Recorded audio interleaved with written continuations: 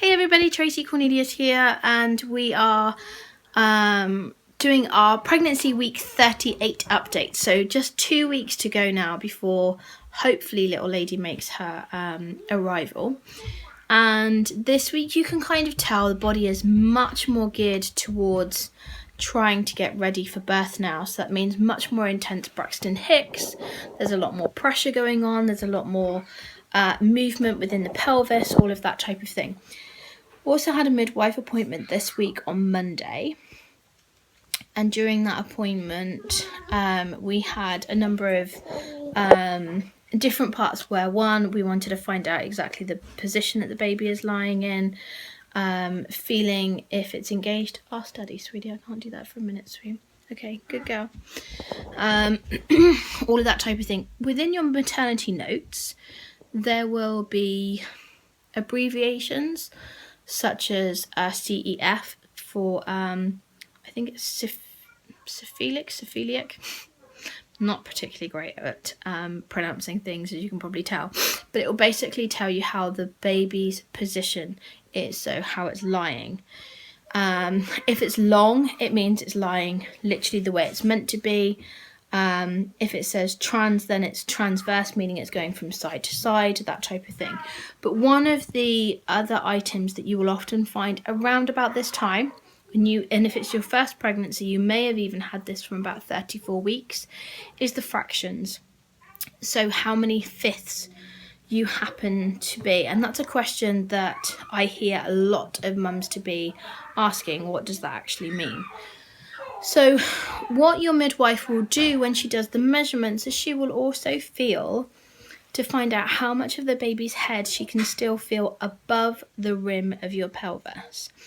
So if you are free, if it says free or no, it means that the baby's head hasn't quite dropped into the pelvis as of yet. If it says 4/5, then she can feel 4/5 of the baby's head above the rim of the pelvis, meaning it's 1/5 inside the pelvis.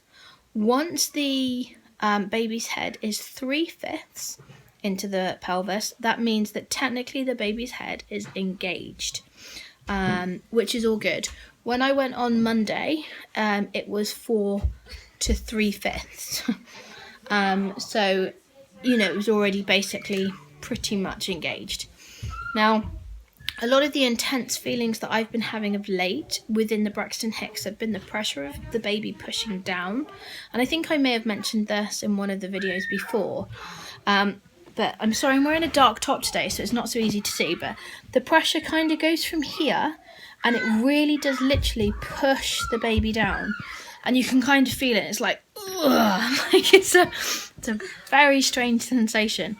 And that's been happening a lot more, and the intensity has been very strong on that, especially last night, so just after midnight. And at one point, because I could tell that the baby's head has been trying to get into the right position, I do have a slightly odd shaped pelvis, which doesn't make things very easy for the children and for labour. But at some point last night, when all of this pressure was going on, it was almost like a pop. I literally felt the head suddenly go boom. So that would indicate to me now that her head would definitely be engaged. And strangely enough, as soon as that happened, there were no further Braxton Hicks contractions or anything else like that. I've had more of the pressure today. In fact, it's even going on right now. Not too intensely, because when it's intense, even at this stage, I kind of have to stop and breathe through it and that type of thing. But it's all really good things. It's all showing that my body is gearing up for the big finale in a few weeks' time, which is fantastic. Other part that also happened during my midwife appointment was that I needed to have a blood test taken. My skin has been extremely itchy, not just my stomach, but a lot of areas of my body, especially at night. So they were slightly concerned that I may have a pregnancy liver condition. I'll put information about that on the blog so that you can read up about that and see what it is. But it's one of those things that only really kind of happens in like 1 in every 100 women or something. So, but as I haven't heard anything back, I think that means that we're all clear and it's all good. So that's fabulous. So I've eventually managed to do my birth plan, and I did want to go over that because there are so many different templates that you can get online, and if this is your first pregnancy, you're going to be kind of looking at them and wondering which one is the best. And I've seen some templates that are literally like 16 pages long. Honestly, your midwife is really not going to have that amount of time to go through 16 pages of notes on how you would like your birth to be. It's much easier, especially for the midwife and the midwifery team, because bearing in mind you may go through a number of different shifts. You've got no idea what time you're going to go into labour, how busy the hospital is going to be, anything else like that. So if you can make it as succinct and as easy to read as possible, that's so much better. Bullet points, great. So things that really are the most important for your midwife to know is who's going to be in the room with you. So who are your birthing partners?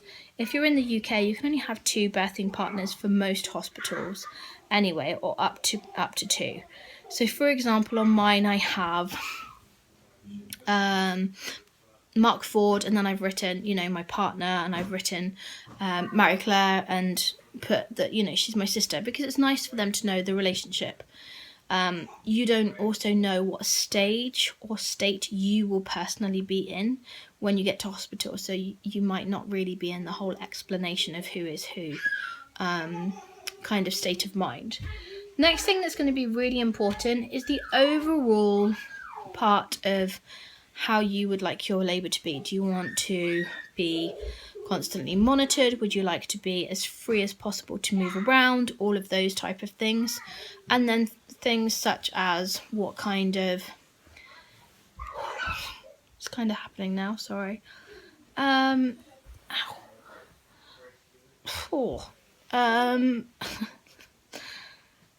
makes you lose all train of thought. I'm so sorry.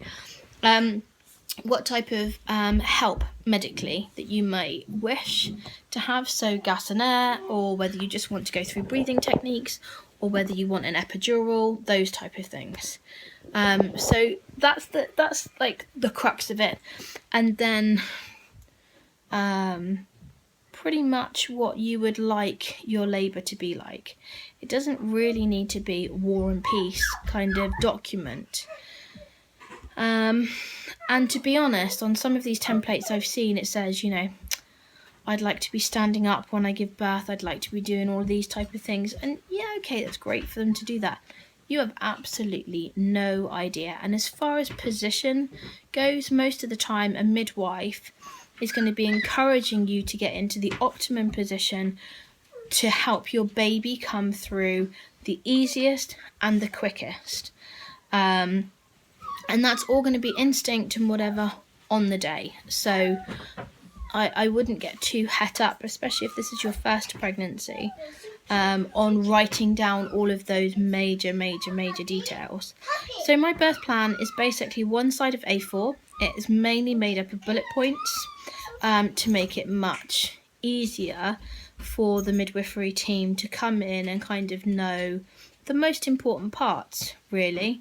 And then again at the end of it, it has the caveat that basically says, whilst these would be the most optimum things I would like, I completely understand that your labour, you can't predict at all how it's going to be, or what you're going to be like, your state of mind, how much pain you can cope with, how painful it's going to be. I mean, like I said, this is my 5th pregnancy. They've all been very different.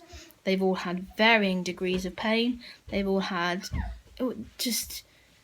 Every single one has been very, very different. So you can't always determine these things. But on the bottom of mine, it does say that I will always do the best thing for the baby. So it doesn't really matter. Like, as much as I've never wanted to have a cesarean, it's not something that I would ever have considered. But obviously when I was having Grace, it's the one thing that saved her life. She's more important, you know. So the baby and the condition of the baby and what's happening within the baby is going to be the most important part. So yeah, so that's the kind of birth plan. It sounded a bit dramatic at the end, sorry. But yeah, just kind of like keep it as loose as possible. Other things that I've made sure all we've done is really kind of move the bags a little bit closer to the door. As I mentioned before, all the isotonic drinks and things that are for myself are already in the fridge, because I do personally prefer them to be cold. So it just means I can grab them as we go. Apart from that, it's literally a waiting game. You just gotta wait. Wait and see, and find out how it kind of happens. As much as possible, if I can get more sleep, I will take that opportunity, because I know that it's going to be extremely precious as soon as she's here. But I do feel like I've got a little bit more energy at the moment. I probably don't look it at all, but I do feel like I've got a little bit more energy, so that's a good thing, really. Apart from that, there really isn't very much more to mention about you personally, or like the 38-week milestone. Maybe for the baby, there's quite like significant milestones in that there's a lot more surfactant being produced within the lungs that helps them to breathe when they come out into the world. It means that their bronchial or whatever doesn't like kind of stick together, that type of stuff. A lot more shedding of the lanugo and the